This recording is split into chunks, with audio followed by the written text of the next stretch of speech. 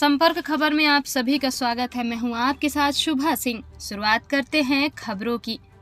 BJP के विकास यात्रा पर पत्रकार वार्ता में कांग्रेस नेता ने उठाए गंभीर सवाल।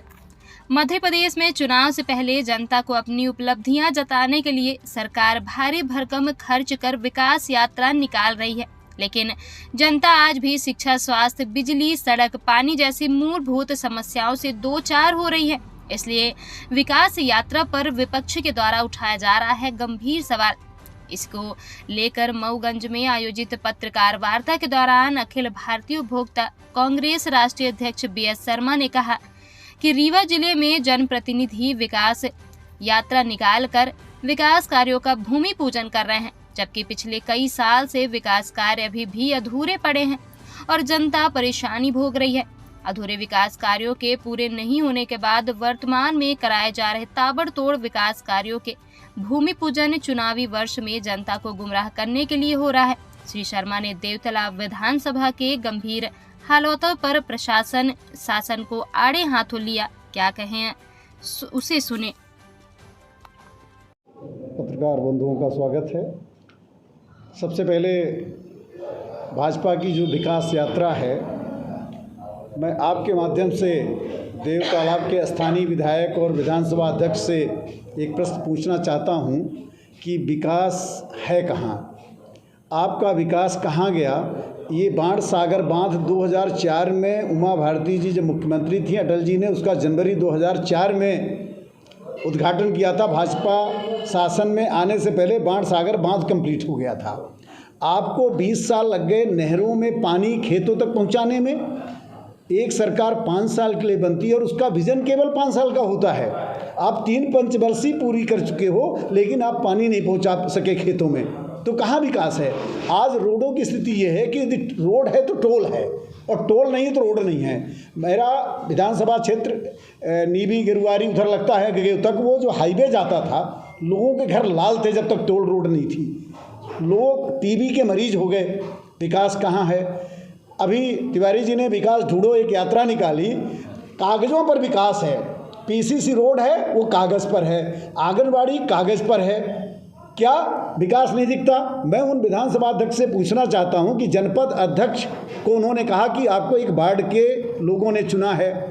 अब मध्य प्रदेश के मुख्यमंत्री जी जो हैं उनको केवल बुधनी की जनता ने चुना है, तो फिर वो कैसे कह सकते हैं स्पीकर के कथनानुसार कि वो प्रदेश के मुख्यमंत्री हैं, क्योंकि उनको तो केवल बुधनी के लोगों ने वोट किया है। देश के माननीय प्रधानमंत्री नरेंद्र मोदी जी को केवल वाराणसी के लोगों ने वोट किया है। केरला में तो उनको एक सीट नहीं मिली, तो इसका मतलब कि वो केरला के प्रधानमंत्री नहीं है। ये इस तरह की जो विधायिका है, हमारे देश में जो पीपुल रिप्रेजेंटेटिव एक्ट है, जनप्रतिनिधित्व कानून है, वो कहता है कि 2 तरह के चुनाव होते हैं। एक प्रत्यक्ष प्रणाली का चुनाव होता है जहाँ हम सीधे चुनते हैं, नगर पालिकाओं में महापौरों का चुनाव होता है। एक अप्रत्यक्ष प्रणाली होती है कि पहले हम पार्षद चुन लेते हैं, जनपद सदस्य चुन लेते हैं, फिर वो चुनते हैं, पर हमारा चुना हुआ व्यक्ति हमें प्रतिनिधित्व करता है। अब क्रिकेट में केवल 11 लोग खेलते हैं, तो हम ये मान लें कि वो भारत का प्रतिनिधित्व, तो फिर भारतीय टीम कैसे हो गई? वो तो केवल 11 लोग हैं 130 करोड़ में से। तो ये जो रिप्रेजेंटेशन है वो हमारे माध्यम से चुनते हैं। और जो विधानसभा अध्यक्ष, उनको इतना नहीं पता। माननीय जनपद अध्यक्ष महोदया ने क्या कहा, जो लोगों की पीड़ा थी कि साहब क्या 2000 में ये तो 4 दिन की भी मजदूरी नहीं है। गांव में हमारे घरों में काम करने वाला मजदूर 400-500 मांगता है, आप 30 दिन में उसे 2000 रुपये देते हैं। उसके परिवार का गुजर बसर कैसे होगा? आप हमारे प्रस्ताव से असहमत हो सकते हैं, जरूरी नहीं कि मैं जो कहूँ। लोकतंत्र में, स्वस्थ लोकतंत्र में कोई हमारे बात से, हमारे प्रस्ताव से सहमत हो, ये ज़रूरी नहीं है। लेकिन कभी भी सार्वजनिक मंच के पूरे विधानसभा में भ्रष्टाचार, यहाँ सब एडिशनल चार्ज में होते हैं। कोई TI नहीं होता, उप निरीक्षक ही प्रभार में होता है, BDO CO के प्रभार में होता है। ये क्यों? ये शैलेश पांडे जो जनपद अध्यक्ष CO, इसको A+1 की नोटशीट लिखवा के मुख्यमंत्री से कौन लाया था? जरा पूछिए, निकलवा लीजिए RTI में कि ऐसे भ्रष्ट अधिकारी को नई घड़ी में पोस्टिंग किसने करवाई A+ की मुख्यमंत्री से नोटशीट लिखवा करके, जब ट्रांसफर बैन था? किसका संरक्षण था? उसके खिलाफ इतनी शिकायत होने के बाद कार्रवाई क्यों नहीं हुई? आज यदि हमारा गांव मनकहरी है, जो हमारा होम टाउन है, बढ़ना मेरी पुरानी पंचायत भी है, मनकारी पंचायत से पहले हमारी ओरिजिनल पंचायत बढ़ना थी, वो मेरे ग्राम पंचायत का आदिवासी है। आप आदिवासी विकास की बात, आदिवासियों के संरक्षण और अस्मिता की बात करते हैं, लेकिन एक आदिवासी की हत्या हो जाती है। आज तो टेक्नोलॉजी इतनी उपलब्ध है कि जब उसकी हत्या हुई उस लोकेशन में कितने मोबाइल एक्टिव थे, लोकल थे, बाहर के थे, आप जांच करना ही नहीं चाहते। किसका संरक्षण है? यदि कोई विधानसभा अध्यक्ष के खिलाफ बोलता है तो फिर आप उस पर मुकदमा FIR करवा देते। मैं तो सबसे पहले जो कुंज बिहारी तिवारी जी के ऊपर FIR हुई उसकी भर्त्सना करता हूँ, उसकी निंदा करता हूँ। ये उनका व्यक्तिगत मामला कह करके वो कुछ नहीं करना चाहते, लेकिन ये कांग्रेस के लिए एक बहुत बड़ा विषय है। और मैं तो सबसे बड़ा प्रत्यक्ष हूँ। मैंने कुशाभाऊ ठाकरे की ज़मीन का मामला उठाया था, भाजपा शासन में हमें हमारे खिलाफ मुकदमा कायम कर दिया गया और करीब 2 दर्जन मुकदमे हमारे खिलाफ कायम किए गए। और ट्रायल के बाद क्या होता है?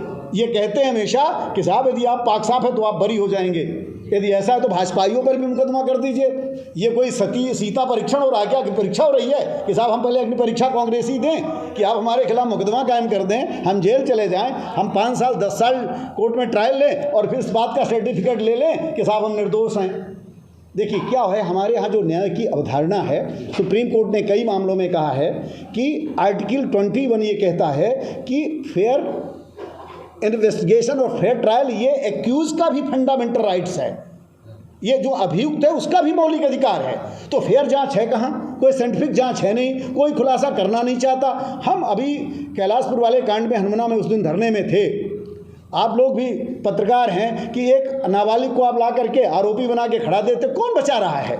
स्वाभाविक रूप से जब तक सत्ता का ये सभी जानते हैं कि इनको संरक्षण अपराधियों को दे कौन रहा है। साहब एक दिन कोरेक्स नहीं बिकेगी, एक दिन जब आप देखिए रोड पे खड़े हो जाते हैं, मैं भोपाल और बड़े बड़े महानगरों में, वहाँ सब हेलमेट पहन के आते हैं, उसमें दंड कितना है? 500 रुपये का चालान। 500 का भय इतना होता है कि ट्रैफिक पुलिस रोड पे खड़ी होती है तो सब सीट बेल्ट और हेलमेट लगा लेते हैं। ये अपराधियों की मजाल क्या है?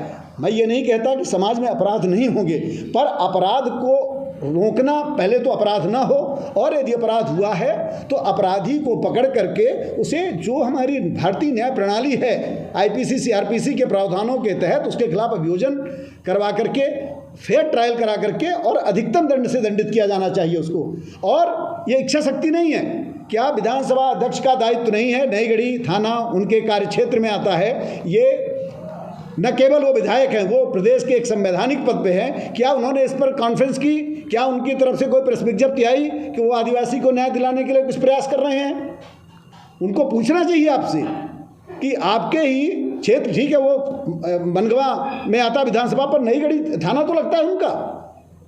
और मैंने ये महसूस किया है कि नईगढ़ी विधानसभा में कोई भी आप पूछ ले, नईगढ़ी के थाना प्रभारी उप निरीक्षक, लौर में हमने देखा वो जीवन भर उप निरीक्षक, नईगढ़ी का जो पुराने सीओ थे BDO, ये एडिशनल चार्ज या प्रभारी बनाने की परंपरा देवतलाव में किसने शुरू की है और क्यों शुरू की है? उसके पीछे उनकी सोच क्या है?